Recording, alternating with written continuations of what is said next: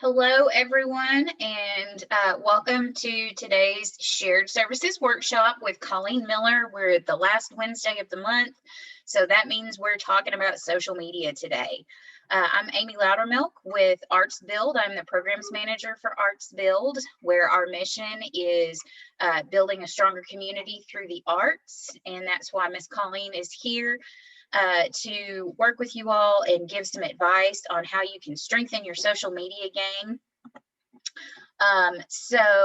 We are recording this session, so if for some reason you've got to hop off, feel free to go to our YouTube page later this afternoon and the recording will be available there. We're also live on Facebook as well. So with that, I will turn things over to Miss Colline so she can get started with her presentation.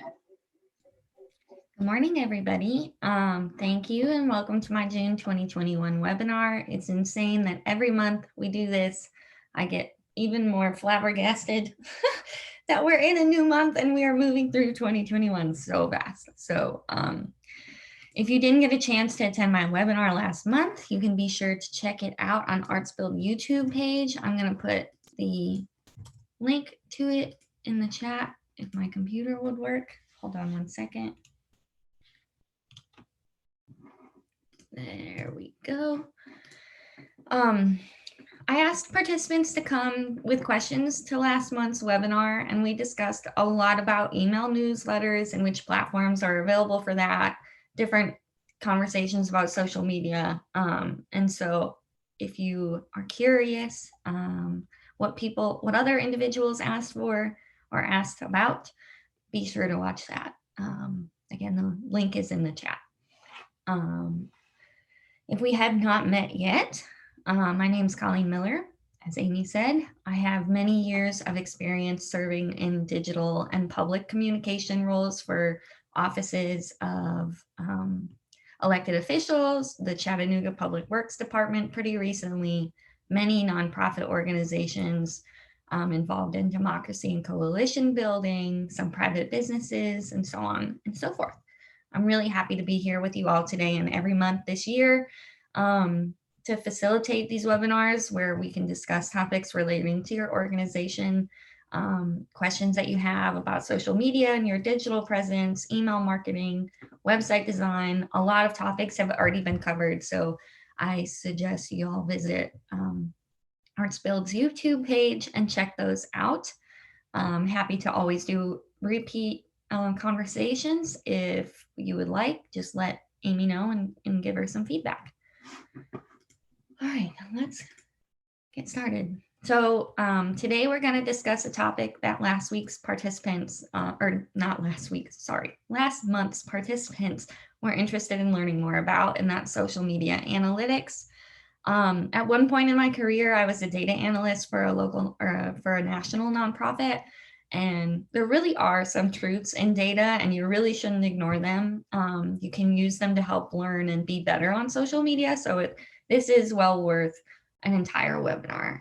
I've left a larger bit of time at the end so that everyone can ask questions if you want. So, but in the meantime, if something pops in your head, be sure to put it in the chat and we'll save it for the end. But don't let those thoughts leave your mind as we're going through. So social media analytics allow brands to most effectively learn what their audience cares about, what influences their activities and their decisions, and insights allow your marketing department or your one human being doing the work to think about making more personalized and relevant marketing experiences to your customers and what they're doing and what they want from you, what they're engaging with. So what you're really trying to discern with your social media analytics is the level of engagement with your brand. That's what you want. So followers are great, but you really need engagement. Social media engagement is the measurement of comments, likes, shares. Of course, you want to rack up your followers, but ultimately the greatest measure of social media success is an engaged audience, not just a large one. And for businesses, like all of you on the call today, it should really be about quality, not necessarily quantity, that you're striving for. There's some nuances in that, but definitely quality is better. Um, a little example is, say you threw a party and you invited all of your best people that you know, your guest list is fantastic and tons of people show up, but if they sit around and do nothing, say nothing, no drinking games, no whatever it is, was that actually a success? Was it fun? That's sort of how you have to think about your social media. If you're just posting, inviting, and no one's engaging with you, it's kind of like a really lame party. So activity or engagement, it's crucial for every social media platform of yours. Build a positive brand experience and develop meaningful relationships with new and potential future customers. So to dive a little bit more about like why engagement versus number of followers, it's all about the platform's algorithms, about serving your content to more people who are not already your followers.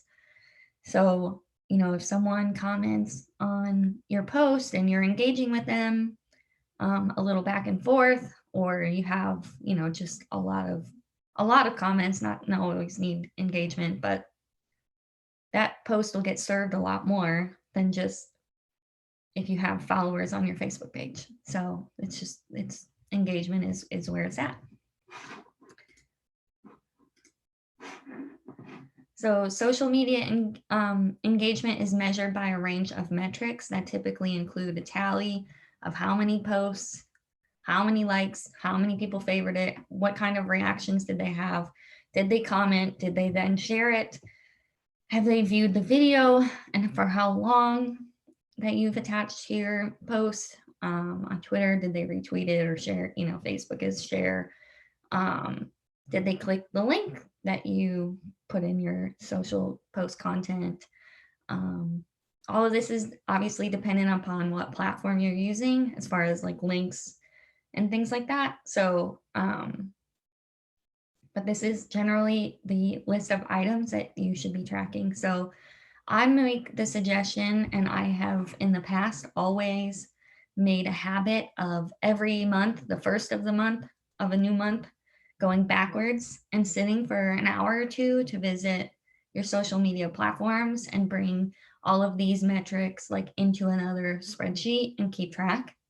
We'll talk a little bit later about there are options for you to like pay for an easier tracking metric system and posting system, but there are ways to do this for free. They just take a little bit of time.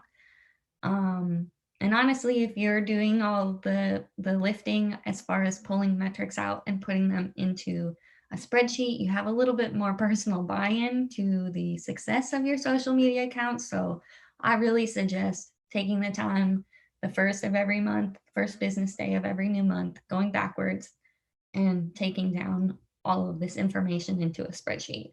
It's not that much information, honestly. All the social media platforms sort of lay it out for you very easily. So it's not hard. It just takes a little bit of time. But as we've talked about on almost all of our other webinars, you have to have some time and you have to dedicate some time and patience to social media to start with. So you might as well just bring it on home and bring your metrics into a spreadsheet. So that's just make a spreadsheet and track monthly. This was a quick graphic I put together for you, but and it doesn't include all of the things, but I would like to just say, total number of posts every month is extremely helpful to know. Like if on Facebook you posted 16 posts for the month of June, and before that, in May, you posted 25, and you're noticing that, you're noticing your numbers along the line based on the number of posts. Those will go up and down. Sometimes they're like a perfect amount. Sometimes they're kind of low. Just like seeing this on paper will give you sort of a snapshot um, of what you've got going on and what you can do better and what to strive for the next month. And you can learn from your metrics over time. I'm going to copy and paste really quick those headline titles into the chat in case anyone wants to copy and paste those and put them into a spreadsheet, if that's helpful. If you're just starting this or you want to make some updates to a current tracking system you've already got going on. But yeah, you can learn from your metrics over time.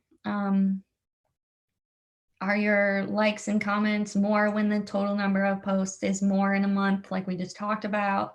Do you need to mix up your content? Are you posting only photos with your content, or do you need to do more videos? Did a video do really well? Do you have links to other places to continue to engage them? Are they clicking them? Why not? One really cool thing that Facebook and Instagram all tell you is when your audience is online. So maybe you make some notes of that at the end of your spreadsheet for that month, and see over time if they're consistent. And if they're consistent and when they are visiting and engaging online, adapt your post schedule to that, and learn from it, and just be better at serving them your content when they are willing to be there and reading it. So there's a lot that you can learn, and it's easy and it's free. You're already posting the content. You should learn from it. I'm going to post a link to an article in the chat now. And it's kind of about how you can take your measuring in these basic sort of columns and take it a step further.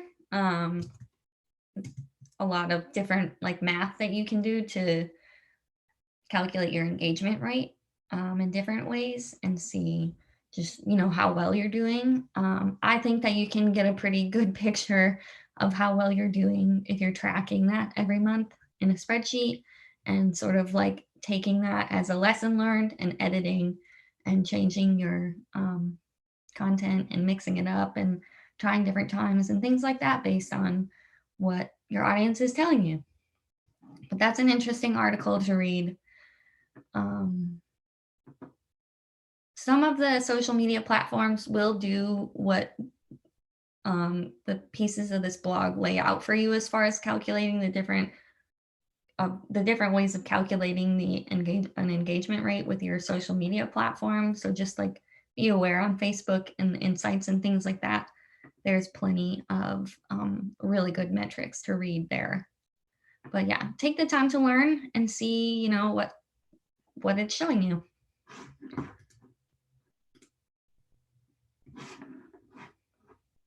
So of course, there's no one size all fits solution as far as, like what your goals are for social media, but do you have goals for social media? Are you trying to build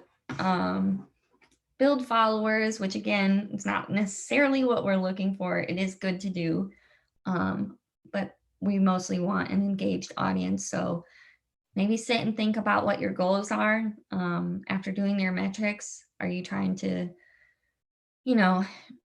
bring a different light to your brand and you're changing your services or you're adding services? Are you trying to get more customers to your events, or to your shows, whatever it is? Are you trying to educate your audience with resources and advice? That's one thing I think ArtsBuild social media does really well. That seems like a goal of ArtsBuild, and they are nailing it. And then, are you trying to collect feedback about your new services, your new products, or things like that? So just, ask yourself and your organization, like, what are we trying to accomplish with our social media? Are we just trying to share information? Are we just trying to get new customers? What is it? That'll help you adapt your content and using your metrics, be able to really hone in on that and yeah, be successful on social media. I want to talk a minute about branded and trackable links. I think we've talked about it in the past, but uh, during my time at Public Works, I created a bit.ly link. It's just bit.ly.com. I'll put that in the chat.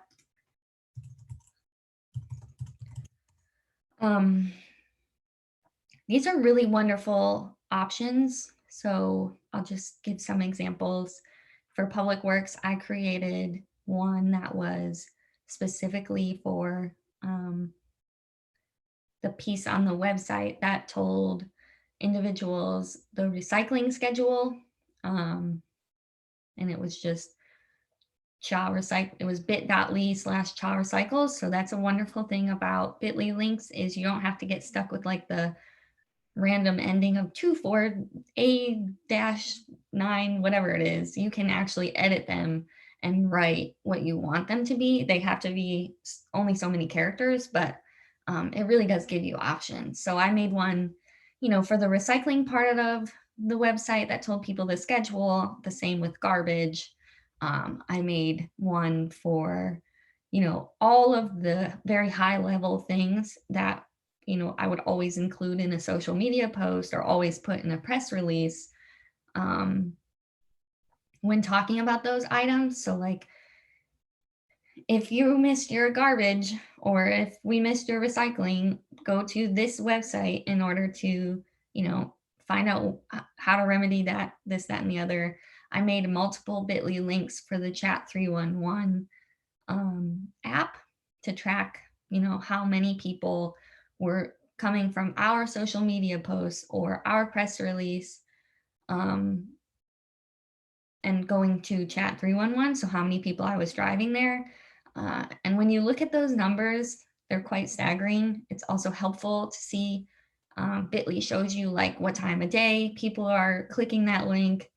It shows you where they are, if they're actually in Chattanooga or outside of Chattanooga or wherever in part of the town they are. So it's really helpful to create these bit.ly links for the sort of generic pieces of your work. So I can't really see right now who's on the call, but I know that, for example, in the past, the Chattanooga Theater Center has been on this call, I think.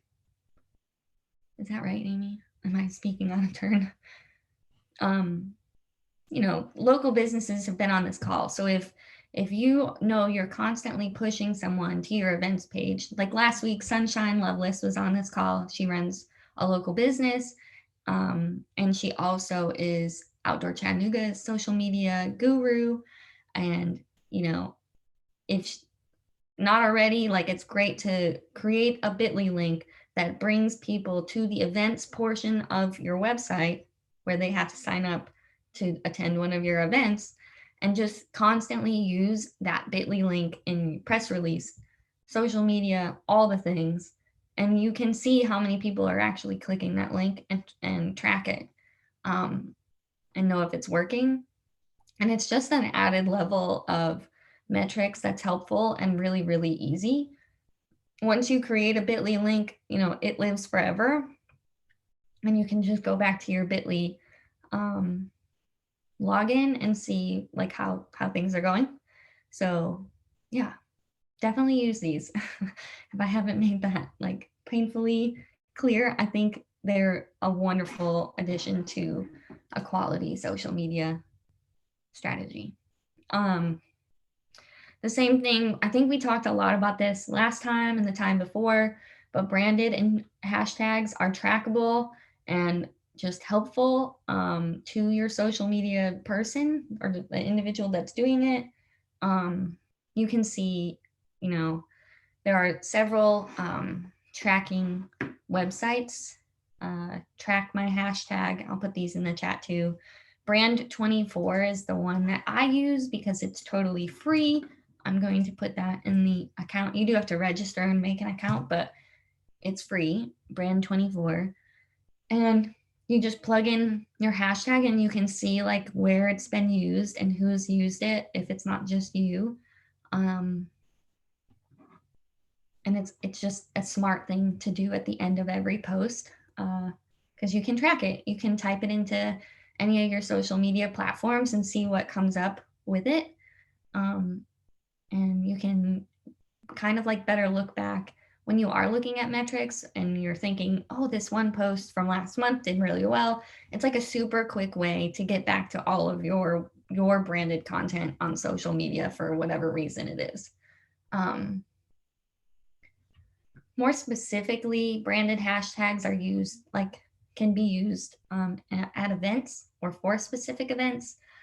I've been to multiple weddings where there's like some riff on the last name and it's made into a hashtag. That is purely so that the couple can look back later and see all the photos from their wedding and have that moment to look back on.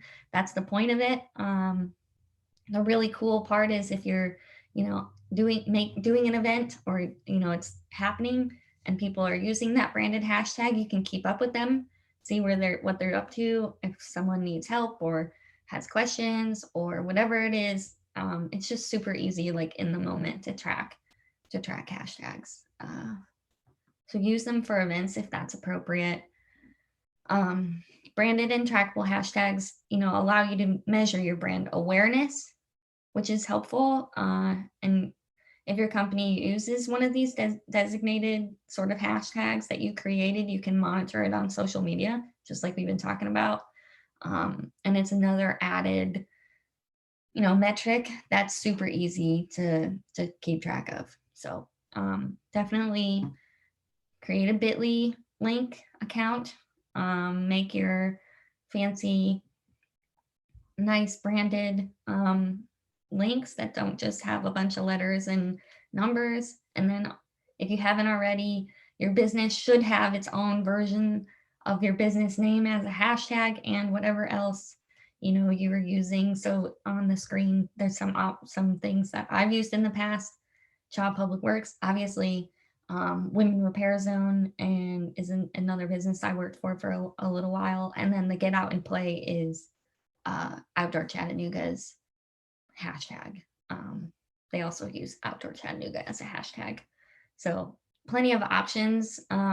Before you make one, definitely type it into social media and see what's there already. You never know, and you don't want to join a conversation that isn't appropriate necessarily for your organization. So definitely do that first before you decide to use any hashtag, especially even one you're deciding to brand to you and your organization or business.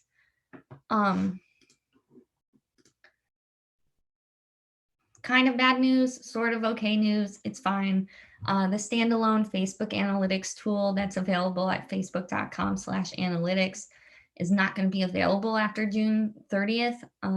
You can still access reports and stuff and charts and stuff like that from there, but it does not affect the insights section of the Facebook pages and Instagram profiles. Those are still the same. And I personally never really used the analytics tool. I always pull my information from the insight section. If you use Facebook Business Suite, that tool, that's not changing. That's still there. The Facebook Business tool, helps you keep it all in one place. Paid advertising is there. Your insights are there, and a bunch of other stuff can be found there, but not everyone has access to it based on like the level of how cool your social media is or whatever. But if you're interested in learning a little bit more about the Facebook Business Suite, I put that link in the chat. I'm also going to put this other really interesting article in the chat from Hootsuite about social media metrics. It dives really, really far. I've kept it pretty high level today. And I know I spoke really fast, but I really did want to leave questions, a lot of room for questions at the end, because this was a specific topic that you all asked for. So I don't necessarily see any questions in the chat, but I would love I'd love to talk to you all and see if there are questions you can ask or questions you have that I can answer. And And I just made sure everybody could unmute themselves. So feel free, unmute yourself if you've got a question, or if you're having problems with that, do a hand raise from the reactions button. yeah. Do people already track social media metrics on their own? Thoughts on Planoly? I don't know what that is. I'm gonna look it up while other questions are coming in. Yeah, I'm curious to know if people ignore metrics at this point or use them. Does Arts Build have, tracking system? Yeah, I think Miss Catherine's on here, and she's our social media guru. I thought that's Kate Warren. I thought we had Catherine Roth on here. Oh. Huh. Okay, so Planoly. Are you attempting to sell something through your social media, Miss Manuel, sorry. I can't read today. I'm having a struggle moment. I think that's my friend Manny Strickland. Manny, you can unmute yourself. Are you trying to sell stuff through your social marketing? That seems like what this is for.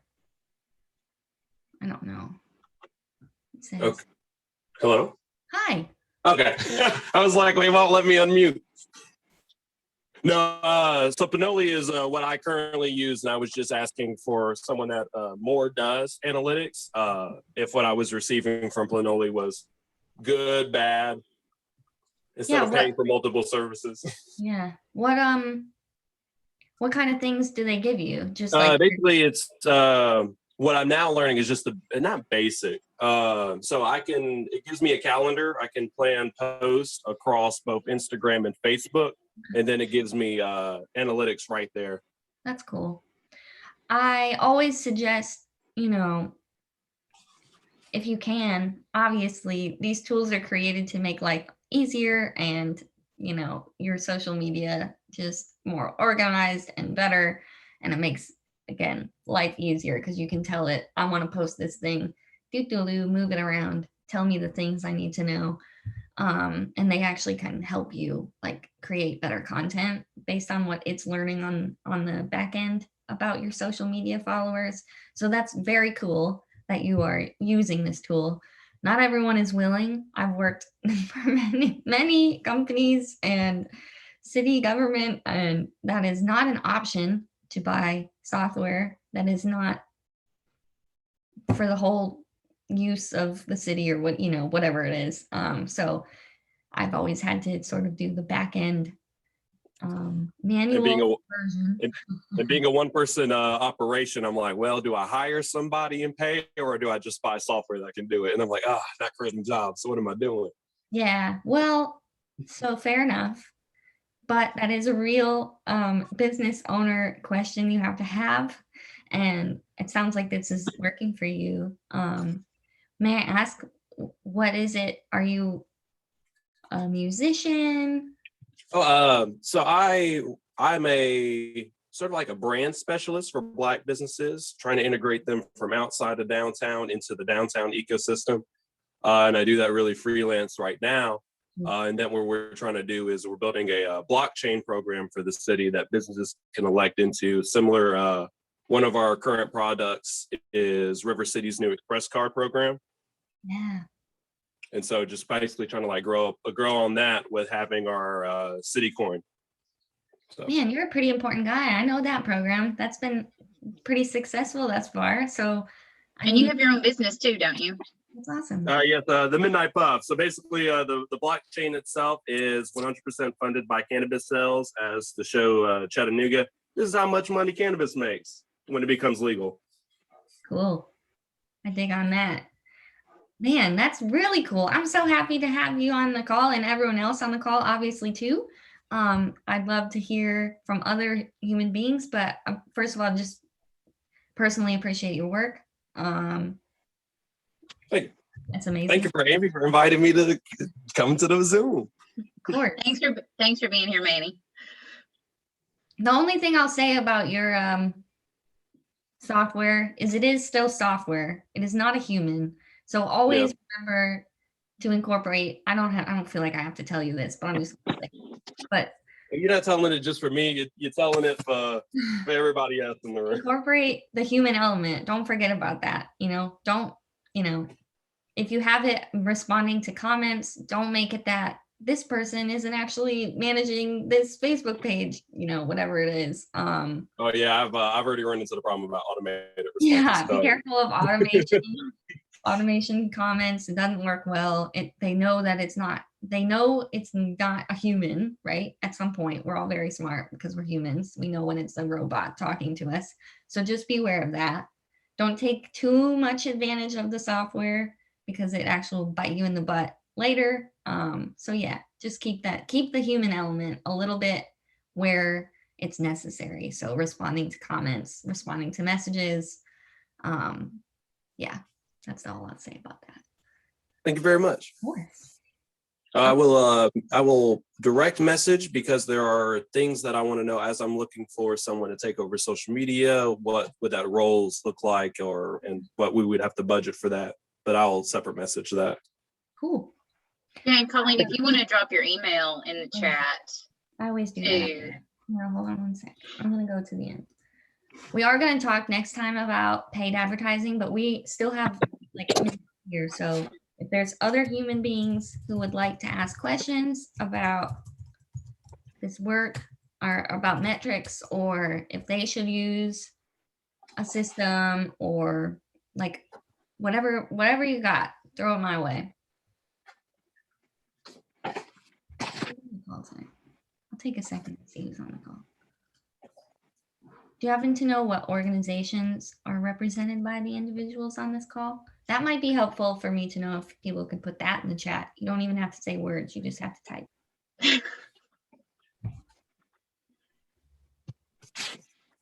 Art 120. Cool. Trade magazine. Okay. Q-strap. Okay. Hello, baby. Nice for Twitter. I'm also Southern Lit Lights. Twitter metrics, or whether or not to have a Twitter, because I have very mixed feelings about that. Yeah, I'm not so great at Twitter. I'll be good for like a week and then I'll fall off the face of the earth. Okay. Good questions. Twitter metrics, I used to track them just the same way. They're just everything's called a little bit different when you move between the different platforms. You're looking for the same thing. And Twitter is it's exponentially, more necessary to read your metrics, because you really should. Twitter matters how many posts you're doing, even if they're retweets. It matters about mentions, even more so than Facebook. The algorithm behind Twitter is very different than Facebook. So it's important, like I said, link clicks, retweets, mentions, and follows. Unfortunately, on Twitter, follows matter more so than Facebook, because Twitter is all about sorry, Twitter. It's about excess. It's like there's so much 24-hour news source. I apologize if I'm breaking up. I know I'm like moving around on my screen weird. But it's really important to pay attention to those key metrics. I know when you go look at Twitter's metrics screen, that initial one that gives you like the preview of each month, and then you can dive a little bit deeper. But those are really the most meaningful ones. And then like the link clicks on Twitter, because that's really what it's for, is to keep having you move around the internet. Every social media platform is meant for you to keep moving between all the different platforms. But yeah, on Twitter, everything's a little bit different. More posts, more retweets than every other platform. I don't necessarily suggest Twitter to a lot of organizations on this call because it's very unnecessary to sometimes play a part in the 24-hour news cycle. And it's kind of sometimes a waste of time for organizations to do that when Facebook is clearly the, like, unfortunately, the most important platform, because while everyone is on all of the other things, the TikToks, the Snapchats, the Instagrams, the Twitters, everyone, even if you hate it, is on Facebook. All the news outlets are on Facebook. It's easier to engage. It has more capability with events. So yeah, I answered Catherine's question with my last comment. I find Facebook to be the most effective platform for organizations. Usually on this call, I might have a discussion with some about Twitter. I think that also if you're on Facebook and you have a lot of photos, like an art organization should have an Instagram. There should be beautiful photos of your beautiful work. So yeah, I like TweetDeck to see what's happening within my industry. That's cool. That's really smart. I don't know if you have a Twitter attached to that TweetDeck, but that's really cool. Do you recommend any programs that manage posts across multiple social platforms? No, unless you're willing to pay money. There's a lot of options, if you have a Facebook, though, it can translate to Instagram, or it can cross post to Instagram, but you have to be careful, right? Because if there's a link in your post for Facebook and then that link goes over to to Instagram, it's not serving any purpose in a post for Instagram because you can't click it. Hey, Meg, you can unmute yourself. I just wanted to get some clarification on your question. Did you mean like Hootsuite or one of those that you can manage across social platforms? Yeah, at newspaper, we used a program called Social News Desk where we could manage, posts across multiple platforms. But I wasn't sure if that's even necessary. I mean, like she was mentioning, you can post Instagram through Facebook, but I wasn't sure if there's anything out there that's just really useful right now. It's just growing more and more difficult. Every time a platform changes their rules around whatever or gets rid of some feature, right? They can't keep up. And I hate it, but it's also just like the truth that platforms reward organic activity, right? For the longest time, people had Hootsuite. Oh God, I'm old now, it feels like. For the longest time when I first started in this sort of social media digital communications world, it always said posted by Hootsuite. And they always said, all the articles said, make sure that you do whatever you can to take that off because the algorithms on Facebook and this, that, and the other, they'll knock you down on serving your content because they know it's a robot doing it or whatever. That's true. So they reward content that comes from a human because that's just the nature of it. That's why earlier I suggested those auto responses, get rid of them, because we all are on social media to connect human to human, not human to robot, even though that's debatable how it's going. But yeah, if you're going to use it and you can pay for it, cool. I don't like them necessarily because they cost a lot of money. You're already managing having to go in and create your content. It's just better ultimately, unless you're posting as a 24-hour news source, very different than a arts organization that's posting maybe twice a day or 7 times a week. To use an automated system because you already are creating the content. Just take the step and use the features on the platforms to schedule your content. I don't know if we like that piece of advice, but yes, no, thank you so much. I appreciate that. I am a manual person. I don't know why.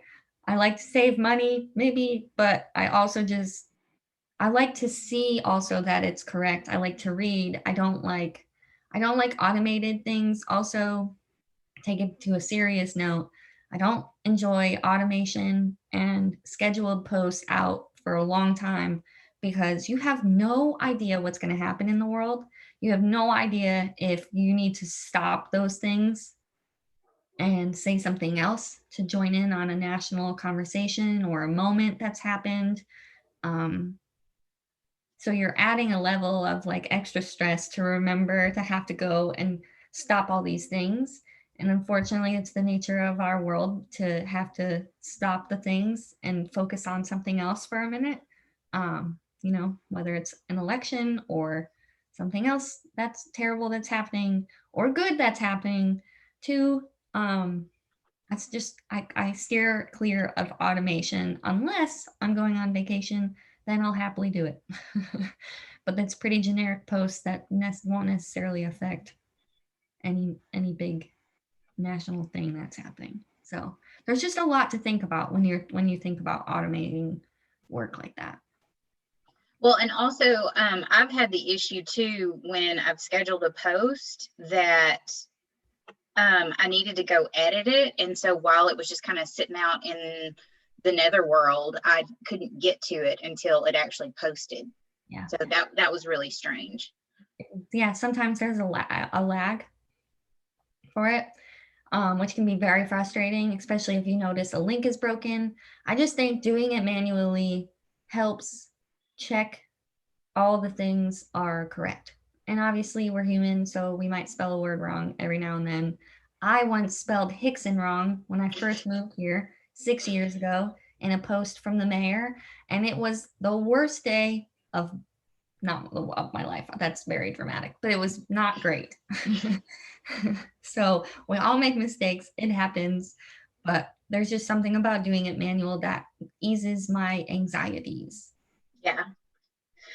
Kate has a good question. She says, how do you feel about maintaining a consistent profile picture between your social media platforms? I think this is a great question because I personally differentiate my photos depending on the platform. You mean your personal photos? Yeah. Okay. Yeah. So And I like, know Artsville does too. yeah. Oh, they do. So your Sometimes, logo, yeah. your logo isn't your profile pic on every No. platform. Okay. Yeah. Interesting. Maybe we all just have varying opinions. I think your profile photo, the little circle on everything, on Twitter, Pinterest, whatever it is, Google, Instagram, Facebook, the little circle should be the same thing across every platform, personally. I think that is, and we've talked about this in the past about setting up Facebook and Instagram from like scratch or, you know, editing to clean them up. Those are like your first 2 moments, your profile pic and the header, if that's appropriate for the platform. On Instagram, it's like the name and your little bio piece. I would argue they should be the same. I think where you get a little bit of creativity and where you should take advantage is like if you have Twitter, change the header when you need it. Facebook, change the header for what you need. Those are like the first 2 moments, especially on Facebook. I used to for the League of Women Voters of Chattanooga when I was on their board. I would use that Facebook banner as an opportunity to remind people of the next event that was coming up. So like we hosted multiple candidate forums and, you know, this, that, and the other, or released a voter guide ahead of an election. I would make that banner like front and center, the thing I needed people to know that week. And you can change that as often as you want, but make it super easy to read. But yeah, that's like a great opportunity. I don't know. What makes you debate about having different profile pictures? Like why would you want to? Kate, you can unmute. Actually, I'm actually a proponent of having a consistent logo brand presentation across all platforms. But I just wanted to get some input if there was a reason not to do what I'm doing. Yeah, I think you're doing the right thing. Yeah, awesome. It's just like, it's such a small little piece, right? And it should just be your logo. It should just always be a company logo. I don't know. You have other ways to like make things cool and look cool throughout social media. That's just like a moment. People need to know right at this moment, this is Arts Build. This is the Chattanooga Theater Center. This is Hunter Museum. And I take back what I said. We change our cover or the header. I think that's the same thing. Yeah. That's what we change. So yes, we keep the Artsville logo throughout. Okay. But Yeah. that's the little circle, the little face. Mm-hmm. I mean, for me personally, mine are different because my Facebook profile, right, is much more public. It's very like professional. My Instagram is hidden from the world, very private, very different set of, stuff goes there. So like fun stuff. Yeah. Speaking of Instagram, how do you feel about, do you have any other effective strategies for a nonprofit organization to use Instagram effectively? And also this Facebook Instagram tie-in, I don't know exactly if it's really as effective as posting separately. Yeah. Yeah. So Facebook and Instagram, same company that overall uses or makes them. As I said, I think a little bit earlier, I do not like the cross-posting feature from Facebook to Instagram because you're going to include just different stuff on those posts. So I don't recommend that. I recommend just adapting and bringing it over to Instagram. What else was there? Oh, and I would also pitch in that because I use Splinoli, I am moving away from cross-posting because I'm like, all right, Instagram is more visual focused, while Facebook is more like information focused, and that has been an interesting thing to learn. Mm-hmm. Yeah, so Instagram is very graphic heavy. If you need links, there are some really interesting ways that you can do it in your stories, and your profile link you can create something where that just like all the news outlets and tabloid magazines on Instagram, you click their link and then it brings up a feature that's like, which story were you trying to read? You can create one of those things if it's really necessary for you on Instagram.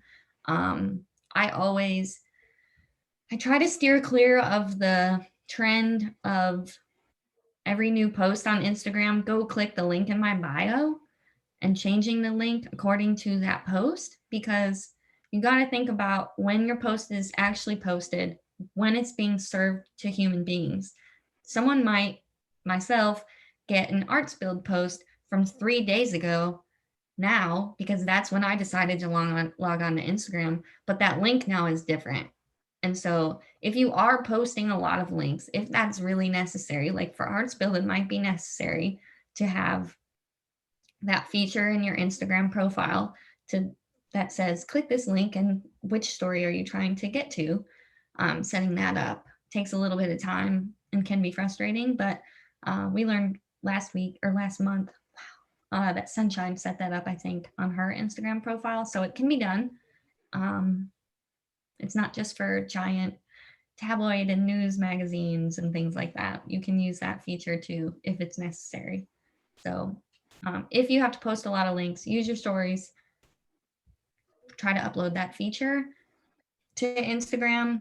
Don't cross post between them, like sending the same post over. It doesn't look good. Instagram's photos needs are very different. It all goes back to like, we want this to be super easy, like a one-click all button, but unfortunately it's just not. They've not made that easy. That's why giant companies pay people a lot of money to manage specifically social media content, different graphic sizes, different pixels, different types of links, different everything. So that's why in all of my webinars, I always suggest to pick the two things, the two platforms to manage, or one. If it's just Facebook, it's okay.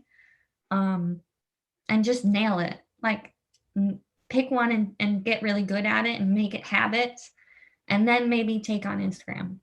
Unless you're an arts organization, I might suggest you do both, but you really divide your time and move mostly towards Instagram and pull those Instagram posts back over to Facebook, but create things for Instagram. If that's how it's got to be done. It's better to create your posts for Instagram and move them over to Facebook if it's very visual, if the content you're posting is very visual. I don't know if that's helpful. We got off track of metrics. Does anyone actually track their metrics not on a social media platform? Like, is anyone like me in an Excel spreadsheet every month? Probably not. Maybe.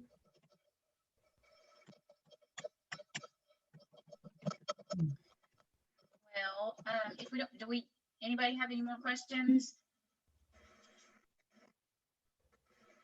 Yeah, reach out to me anytime. I'm happy to work with any and all to get these things set up. They can be really daunting to set up and thought through, and like, creating a very cohesive brand guide, picking your colors, sticking to a schedule, building types of content. We've talked, one of my favorite webinars so far is the content is all around you.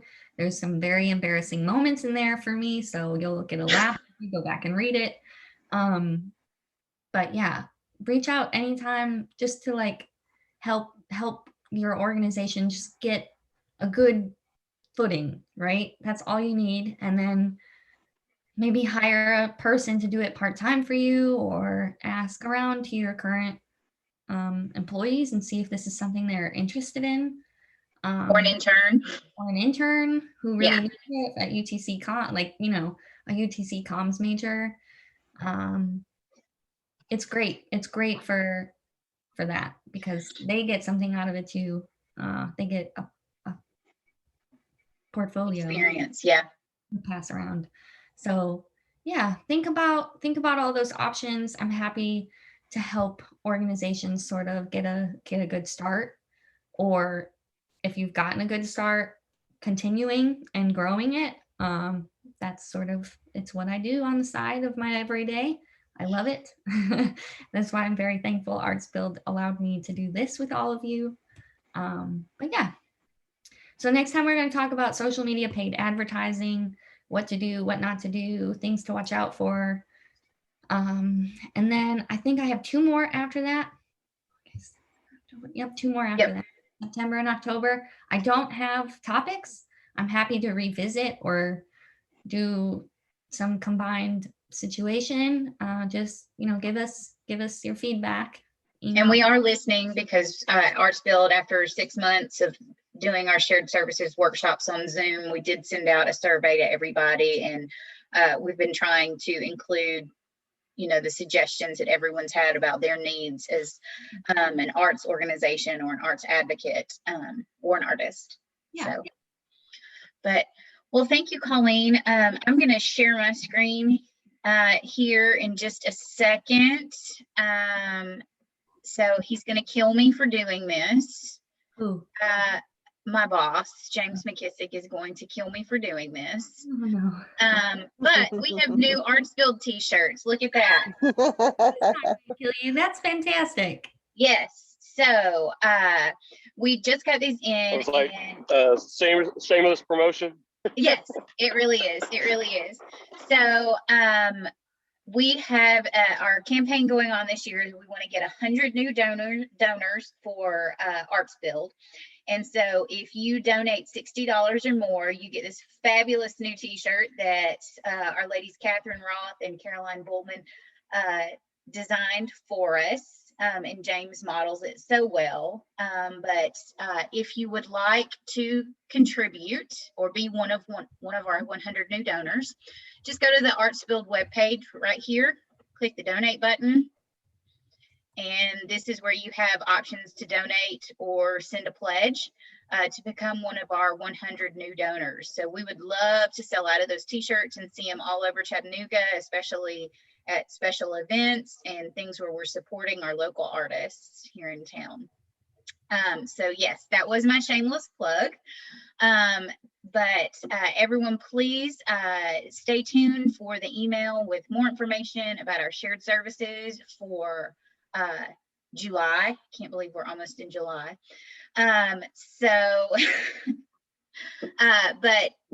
stay tuned for that email with the scheduling for shared services. Hopefully you've had the opportunity to take advantage of our YouTube page where our shared services are. If you missed any of Colleen's social media sessions, they're all posted there on the channel for shared services. So thanks everybody for joining us. Looks like we're going to end about 5 minutes early. So you get 5 minutes of your day back, which I'm sure everybody appreciates, to go get a cup of coffee. So we will see you next time. Have a great rest of your week. Thank you all very much. Thank you. Bye. Bye.